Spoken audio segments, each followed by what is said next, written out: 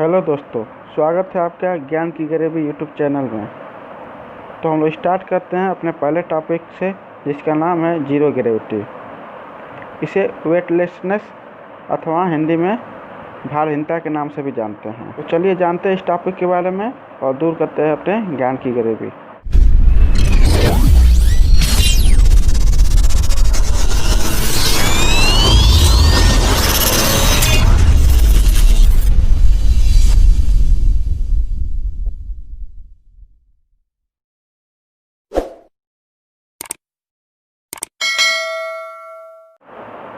तो सबसे पहले हम लोग जानते हैं ग्रेविटी क्या होता है।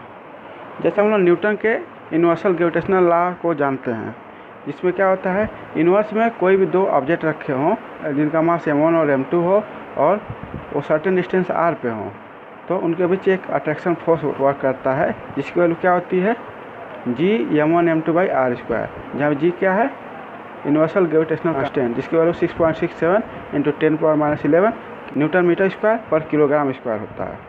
अब इन दो ऑब्जेक्ट में कोई एक ऑब्जेक्ट आपका अर्थ हो, सपोज कर लीजिए m2 वाला आपका अर्थ हो, तब उस टाइम जो फोर्स लगता है उसी को हम लोग ग्रेविटी बोलते हैं। तो ग्रेविटी क्या है कि किसी बॉडी पे, किसी ऑब्जेक्ट पे अर्थ द्वारा जो फोर्स अप्लाई होता है, जो ग्रेविटेशनल फोर्स अप्लाई होता है, उसे ग्रेविटी बोलते हैं। तो न्यूटन के सेकेंड लॉ से हम लोग जानते हैं F = m में एक क्या है, वो एक्सेलरेशन है जिससे कोई ऑब्जेक्ट मूव कर रहा है।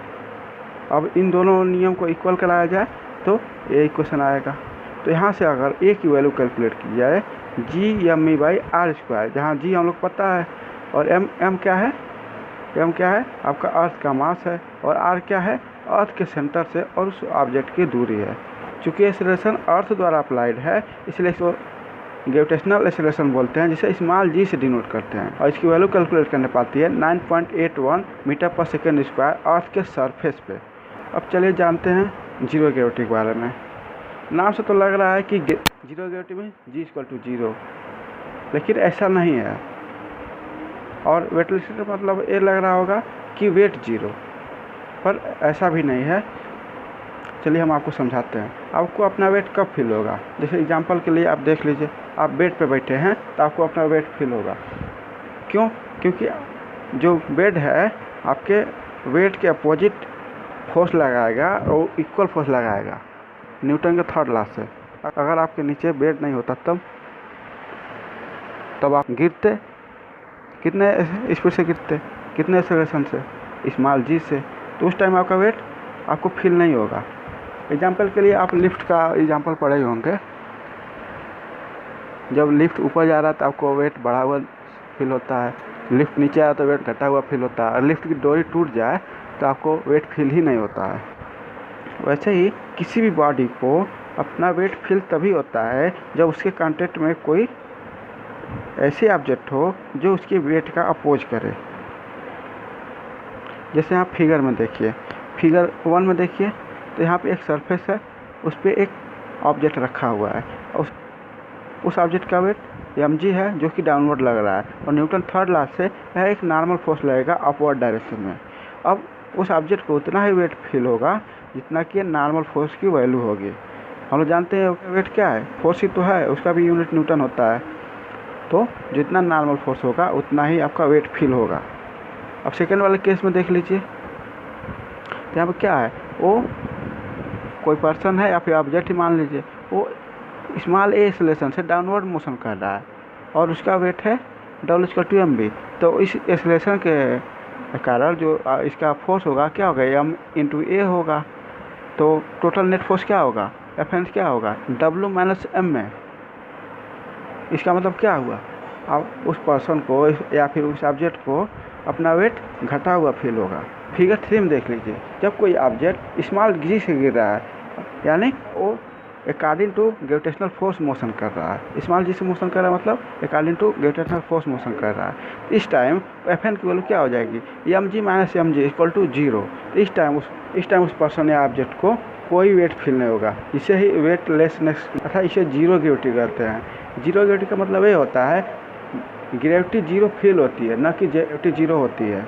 अब यहाँ भी देखिए, यहाँ पे कोई आदमी है वो फ्री फॉल कर रहा है, मतलब उस पर और कोई फोर्स नहीं अप्लाई हो रहा, बस ओनली वन फोर्स अप्लाई हो रहा है, वो है ग्रेविटेशनल फोर्स स्मॉल जी से डाउनवर्ड मोशन कर रहा है। तो इस टाइम इसको अपोज करने वाला कोई फोर्स नहीं है। इस टाइम वो एफ एन की वैल्यू क्या हो जाएगी, इसका डब्ल्यू क्या है, एम जी है, एफ एन की वैल्यू क्या हो जाएगी आपकी, क्यों जीरो हो जाएगी। अच्छा, लोग को डाउट हो रहा होगा, देखिए बहुत लोग कह रहे होंगे कि यहाँ पे तो फैन अपोजिट है और दोनों एम जी और एम जी दोनों एक डायरेक्शन में है, तो F N equal to M G plus M G होना चाहिए। लेकिन इसको डाउट को क्लियर करते हैं। सपोज करिए कोई ऑब्जेक्ट है, इसका मास एम है और ये सरफेस पे किसी रखा हुआ है, ये ऐसा सरफेस है इसका फ्रिक्शन जीरो है। सपोज करिए यहाँ पे एक फोर्स फॉरवर्ड डायरेक्शन में F1 लगाए, यहाँ पे सपोज एक रिवर्स डायरेक्शन में फोर्स F2 लगाए, F2। तो अब क्या है, सपोज करिए F1 जो है ये F2 से बड़ा है, इसका मतलब ये ऑब्जेक्ट F1 की तरफ मूव करेगा, F1 की तरफ मूव करेगा तो इसकी वैल्यू क्या हो जाएगी, एक्सेलरेशन मान लीजिए A से मूव करेगा। तो यहाँ पे अगर फोर्स बैलेंस इक्वेशन लगाएं हम लोग, क्या हो जाएगा, एम इंटू ए, जो उसका मोशन का जो फोर्स है रिजल्टेंट फोर्स, इसको तो क्या होगा, यहाँ से अगर F2 की वैल्यू निकालें, F2 की वैल्यू क्या आ जाएगी आपकी, F1 माइनस एम ए। इसका मतलब क्या हो रहा है, जो अपोजिट फोर्स हो रहा है वो फॉरवर्ड फोर्स माइनस जो मोशन हो रहा है उसको घटाने पर, सेम उसी तरह जिसमें जो नॉर्मल फोर्स था एफ एन क्या आ रहा था, डब्लू माइनस एम जी। समझ में आया। चलिए आगे चलते हैं। चलिए यहाँ पर एक और एग्जांपल देखते हैं। इसमें क्या है, एक सैटेलाइट है जो कि अर्थ को ऑर्बिट कर रहा है। जैसा कि हम लोग जानते हैं कोई भी सैटेलाइट पृथ्वी के चारों ओर ग्रेविटेशनल फोर्स के कारण घूमता है। अब कैसे घूमता है और ये धरती पे वापस गिरता क्यों नहीं, इसके बारे में मैं नेक्स्ट लेक्चर में बात करूँगा। अभी पहले यहाँ पर जीरो ग्रेविटी का कॉन्सेप्ट समझिए। तो एक सैटेलाइट है जो कि ये अंडर ग्रेविटी मोशन कर रहा है अर्थ के चारों ओर, तो इसे अपना वेट फील नहीं होगा, इसका वेट इसको जीरो फील होगा।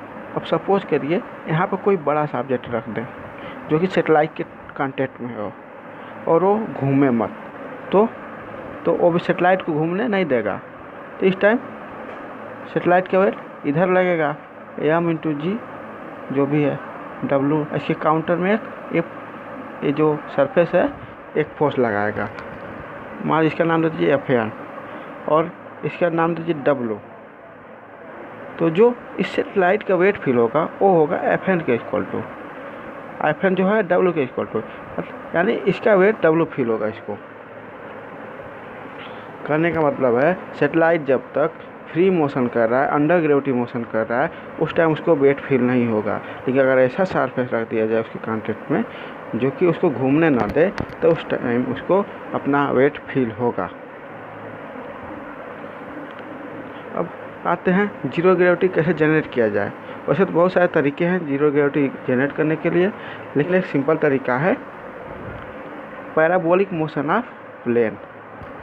इसमें क्या किया जाता है, 45 डिग्री एंगल पे प्लेन को अपवर्ड डायरेक्शन में ले जाया जाता है कुछ सेकंड के लिए। देखिए 0 से 20 सेकंड के लिए यहाँ 24,000 फीट की ऊंचाई से इसको ले जाया जाता है 45 डिग्री पे 20 सेकंड के लिए। तो जब ये 34,000 फीट पहुँच जाता है तो वहाँ पे फिर इसको पैराबोलिक मोशन कराया जाता है 45 सेकंड तक, 20 से 45 सेकंड तक। उसके बाद इसको फिर डाउनवर्ड डायरेक्शन में 45 डिग्री एंगल पे नीचे लाया जाता है। तो ये ड्यूरेशन 20 सेकंड से 45 सेकंड तक लगभग 25 सेकंड का ड्यूरेशन है। इसमें जो है एरोप्लेन जो है वो अंडर ग्रेविटी मोशन करता है। इससे 25 सेकंड तक जीरो ग्रेविटी फील होता है और 20 सेकंड से पहले लगभग 2 गुना ग्रेविटी होती है और 45 सेकंड के बाद भी लगभग 2 गुना ग्रेविटी होती है। ये कैसे होती है, कैसे इसको जनरेट करते हैं, इसके बारे में किसी और वीडियो में डिस्कस करेंगे। इसी तरह से नेट साइकिल में इसको फिर पैराबोलिक मोशन कहा जाता है। और हर साइकिल में लगभग 25 सेकंड के लिए जीरो ग्रेविटी जनरेट होती है। आप इसका एग्जाम्पल देखने के लिए यूरोपियन स्पेस एजेंसी की वीडियो है जीरो ग्रेविटी साइंस, जो कि पैराबोलिक मोशन ऑफ एरोप्लेन पर आधारित है। आप ज़रूर देखिएगा, इसका लिंक मैं डिस्क्रिप्शन में दे दूंगा। चलिए कंक्लूजन देखते हैं। जैसा कि हमने देखा, जीरो ग्रेविटी का मतलब एब्सेंट ऑफ ग्रेविटी नहीं होता है, जबकि जब कोई बॉडी अंडर ग्रेविटी मोशन करता है तो उसे अपना वेट जीरो फील होता है, या फिर ग्रेविटी जीरो फील होती है। ग्रेविटी जीरो नहीं है, और ये ज़रूरी नहीं है कि जीरो ग्रेविटी बस स्पेस में ही फील हो। ये कहीं भी, जब भी कोई बॉडी अंडर ग्रेविटी मोशन होगा तो वहाँ पे उसका वेट जीरो फील होगा। और जैसा कि हमने देखा कि बहुत सारे मेथड है जीरो ग्रेविटी जनरेट करने के, जिसमें से एक है आपका पैराबोलिक मोशन ऑफ प्लेन, जिसके बारे में हम लोग नेक्स्ट लेक्चर में डिस्कस करेंगे। आशा करता हूँ कि आप लोग को ये वीडियो पसंद आया होगा। अगर पसंद आया हो तो चैनल को सब्सक्राइब जरूर करें, और इस वीडियो के बारे में या फिर नेक्स्ट टॉपिक के बारे में आप लोग कमेंट में लिख सकते हैं। धन्यवाद।